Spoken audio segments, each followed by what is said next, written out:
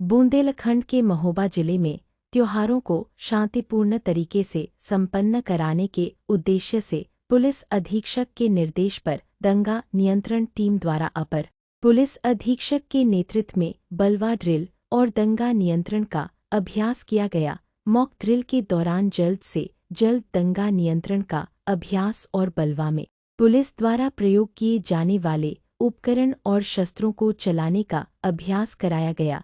इस दौरान अपर पुलिस अधीक्षक वंदना सिंह ने पुलिस कर्मियों को साफ सुथरी वर्दी पहनने और पुलिस विभाग की गरिमा बनाए रखने से संबंधित जरूरी दिशा निर्देश दिए हैं।